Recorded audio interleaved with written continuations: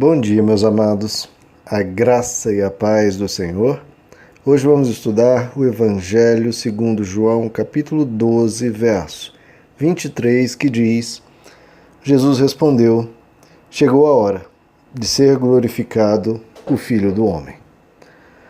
Bom, queridos, diante da proposta dos gregos de conhecer Jesus, ele, em vez de responder a essa proposta, em vez de dizer que sim ou que não, ou se explicar, ele começa um discurso que aparentemente não tem muito a ver com o assunto, né? Filipe e André só vieram dizer: Jesus, tem alguns gregos querendo falar com você. E Jesus começa a discorrer sobre a sua iminente crucificação. E ele inicia com essa frase: chegou a hora de ser glorificado o Filho do Homem.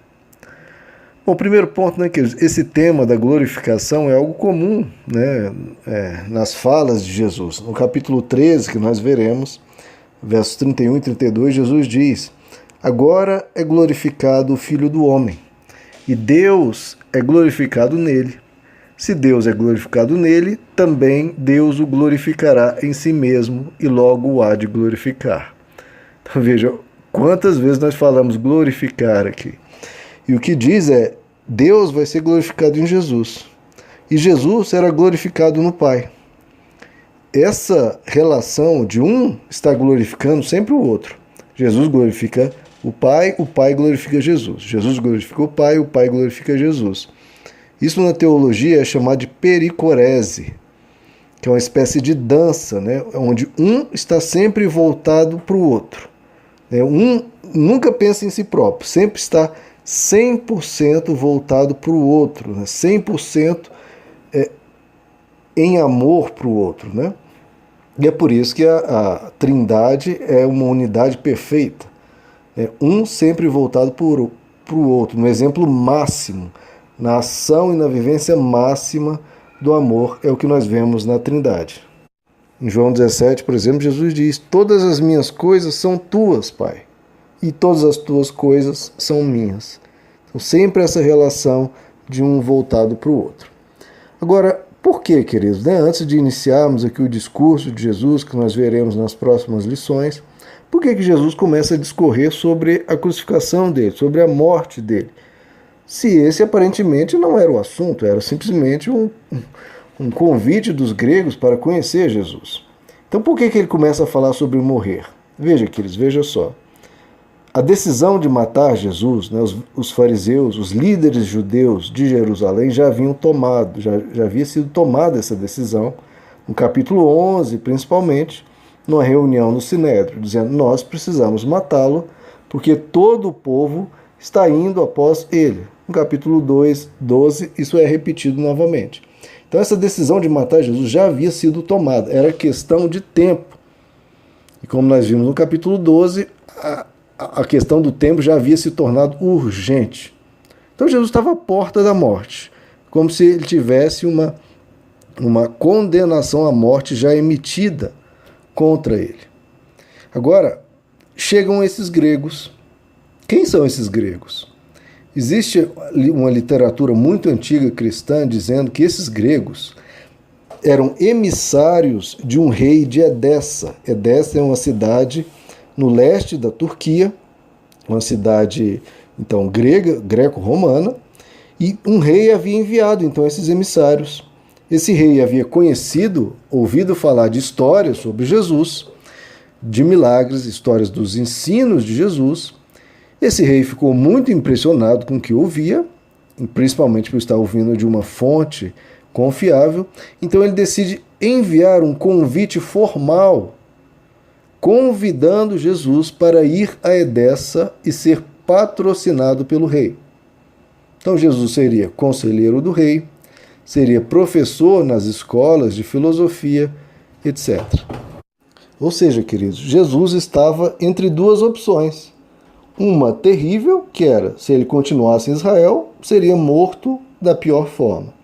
Ou, se ele acompanhasse os gregos e fosse para Edessa, ele viveria uma vida tranquila, próspera e cheia de muitas honras.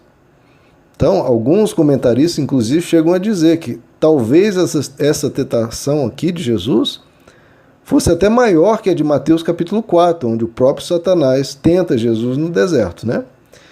Por que talvez fosse maior? Porque a tentação de Mateus 4, ela foi proposta com coisas evidentemente erradas, né? Como, por exemplo, pular do pináculo do templo ou adorar Satanás. Então eram coisas muito grotescas. Agora, essa tentação de João capítulo 12 não tinha aparentemente nada de errado, né? Era uma proposta de emprego, era algo absolutamente legítimo. E a de Mateus capítulo 4 era muito explícita a tentação, o próprio diabo falando com Jesus. E aqui de João capítulo 12 é uma tentação muito sutil, que quando nós lemos aqui a gente nem percebe que é uma tentação em jogo, né? E veja só, aqui em João capítulo 12 surge, claro, o instinto natural do ser humano de sobrevivência, né? Um instinto que não tem nada de errado. É um direito de todo ser humano buscar sobreviver. Inclusive, seria muito mais sadio e humano e sábio aceitar a oferta dos gregos do que ficar em Jerusalém. Ou seja, ele tinha que escolher entre morrer como um marginal e um blasfemo, onde toda a população estaria ofendendo ele, ou ir para a Turquia e ser honrado e talvez alcançasse milhões de seguidores, multidões. Talvez a partir de Edessa ele conquistasse o mundo greco-romano inteiro com seus ensinos e as suas pregações, em vez de ficar aqui acorrentado num mundinho judaico cheio de pessoas querendo matá-lo. Então veja só, Jesus poderia, por meio da sua pregação e seu ensino, alcançar o planeta inteiro. E sem morte, sem sangue, sem cruz. Então veja só, a tentação que ele está colocando. Será que ele vai adiante na missão dele de morrer na cruz, ou ele escolhe a fama, o sucesso, o poder e conquistar o mundo por meio dos seus ensinos e seus milagres?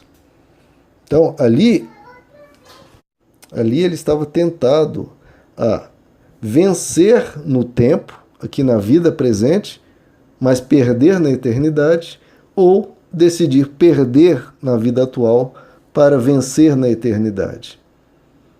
Então, ele tinha que mostrar que ele veio vencer a morte morrendo, que é o que ele vai explicar no seu discurso. Então, ele poderia conquistar o mundo inteiro, mas a eternidade para todos nós terminaria. Então, Jesus ele teve que abrir mão de sucesso, honra e glórias num caminho legítimo, sem nenhum pecado. Ele não faria nada errado, a não ser, claro, abandonar a sua missão. Então Jesus ele decide seguir a vontade de Deus contra ele mesmo, fisicamente falando, por todos nós. A decisão dele ali, queridos, foi única e exclusivamente por todos nós. Porque se ele seguisse e pregasse para o mundo greco-romano, ele teria fama, paz e tranquilidade, e depois iria para a glória. Sem problema nenhum, sem dor, sem sofrimento. Só que nós não iríamos para lá, né? Sem o perdão que ele ofereceu na cruz. Então foi uma decisão muito importante e que Jesus fez pensando em todos nós. A proposta, ele disse não, porque ele resolveu dizer sim para todos nós. Meus amados, que Deus lhes abençoe. A graça e a paz do Senhor.